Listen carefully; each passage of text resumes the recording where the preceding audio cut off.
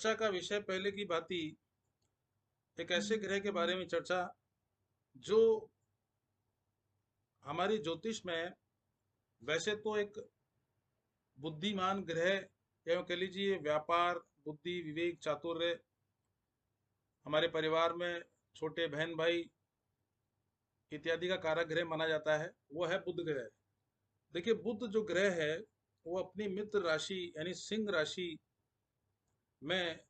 24 अगस्त 2023 को वक्री होने जा रहे हैं, और जिसका प्रभाव निश्चित रूप से 15 सितंबर तक रहेगा। और 25 अगस्त को बुध अस्त भी हो जाएंगे,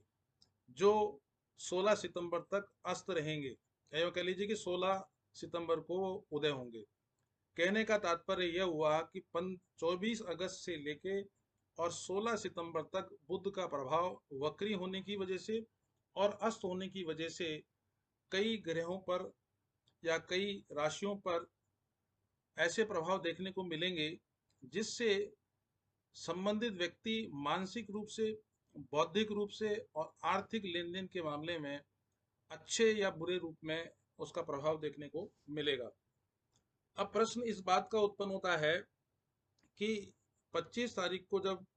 बुध सूर्य के नजदीक आ जाएंगे, जिसकी वजह से वो अस्त तो होंगे ही, बल्कि 12 राशियों में से 5 राशियों के लिए वो शुभ रहेंगे, और बाकी की जो 7 राशियां हैं उनके लिए वो अशुभ फल प्रदान करने वाले साबित होंगे। अब ऐसी स्थिति में बुध का वक्री होना महत्वपूर्ण इसलिए भी माना जाता है कि बुध का असर कहीं ना कहीं हमारी संचार व्यवस्था पर, हमारी वाणी पर, हमारा कम्युनिकेशन सिस्टम, सोशल मीडिया, और सबसे बड़ी बात है कि जो व्यक्ति शिक्षा के क्षेत्र में है या तर्क विज्ञान से जुड़े हुए हैं, उनके जीवन पर प्रत्यक्ष और अप्रत्यक्ष रूप से प्रभाव देखने को मिलेगा। अब ऐसी स्थिति में जब बुध ग्रह वक्री भी होते हैं और साथ में अस्त भी हो जाते हैं, तो उसके परिणाम स्वरूप वो कहीं ना कहीं हमारे 5 जो राशियां हैं जिनके लिए वो शुभ फल साबित करने वाले साबित होंगे,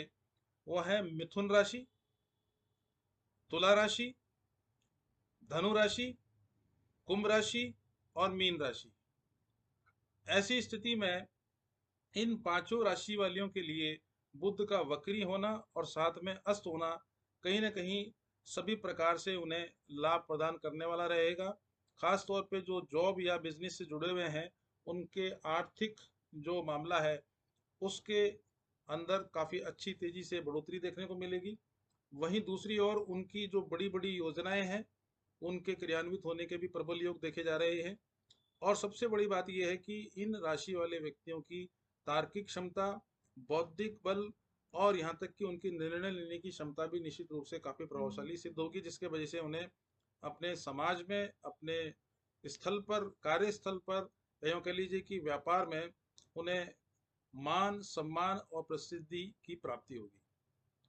लेकिन जब बुध वक्री हो रहे हैं और अस्त भी हो रहे हैं, जिसका प्रभाव 16 सितंबर तक देखने को मिलेगा,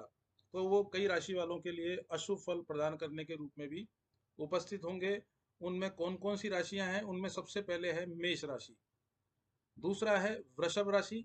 तीसरा है कर्क राशि, और चौथा है सिंह राशि, फिर है कन्या राशि, और वृश्चिक राशि तथा मकर राशि। यानी ये 7 राशियां वो हैं जिन पर बुध का वक्री होना और उसका अस्त होना कहीं ना कहीं 24 अगस्त से 16 सितंबर तक अशुभ फल के रूप में दिखलाई पड़ रहा है। और इन राशि वाले व्यक्तियों के लिए खास तौर पे निवेश से संबंधित अगर आप निर्णय लेंगे तो उससे नुकसान होने की पूरी पूरी संभावना है। लेन देन में सावधानी बरतने की आवश्यकता है। और सबसे बड़ी बात है कि नर्वस सिस्टम से संबंधित और स्किन से संबंधित समस्याएं और बुद्धि भ्रमित होना या मानसिक कहते हैं कि विचलन का जो मामला है, वो आपको परेशानी के रूप में दिखलाई पड़ रहा है। तो ऐसी स्थिति में इन राशि वाले व्यक्तियों पर अशुभ प्रभाव पड़ेगा। अब आती है बात कि 5 राशियों के लिए तो शुभत्व का काम करेगा बुध का वक्री होना और अस्त होना, वहीं 7 राशियों के लिए वो कहीं ना कहीं अशुभ फल प्रदान करने वाला साबित होगा। तो ऐसी स्थिति में बुध के वक्री होने से या उसके अस्त होने से हमें ऐसे कौन से उपाय करने चाहिए जिससे शुभत्व में तो वृद्धि हो और उसके नकारात्मक प्रभावों को हम कम से कम कर सकें। तो सबसे पहला तो काम ये करना है कि जिन व्यक्तियों को व्यापार से संबंधित कोई बड़ा निर्णय लेना हो या लेन देन करने की बात करने जा रहे हो, तो प्रतिदिन गणेश चालीसा का पाठ करना प्रारंभ कर देना चाहिए और साथ ही गणेश अथर्वशीष का पाठ करना न भूलें। और दूसरा जो मुख्य उपाय है वो है कि प्रतिदिन गाय को हरा चारा अथवा गुड़ अथवा लोहा, लोहा से मतलब होता है कि जिसमें हम आटे को पानी में मिलाकर एक लोया बना लेते हैं और उसमें थोड़ा सा गुड़ और चने की दाल डालकर गाय को खिलाएं, तो बुध के वक्री होने का और उसके अस्त होने का दुष्प्रभाव कम देखने को मिलेगा। और अगर आप अपने शुभत्व को बढ़ाना चाहते हैं, ऐसी स्थिति में आप 4.25 रत्ती का पन्ना सोने में बनवाकर कनिष्ठ उंगली में धारित कर सकते हैं। और सबसे महत्वपूर्ण जो बात यह है कि प्रतिदिन सूर्य को जल चढ़ाएं और शिवजी के मंदिर में जाकर कच्चा दूध और जल चढ़ाने के साथ साथ में साबुत मूंग की दाल, या यूँ कह लीजिए कि साबुत मूंग आपको शिवलिंग के ऊपर चढ़ा के आनी है, जिसके परिणाम स्वरूप बुध के जो दुष्प्रभाव हैं उनको आप आसानी से कम करने में सफल होंगे। तो ये तो बात करी कि 24 अगस्त को बुध का वक्री होना, चूंकि बुध एक नपुंसक ग्रह भी है, तो उसका राशि परिवर्तन करना या उसका वक्री होना या उसका अस्त होना निश्चित रूप से वो हमारे जीवन में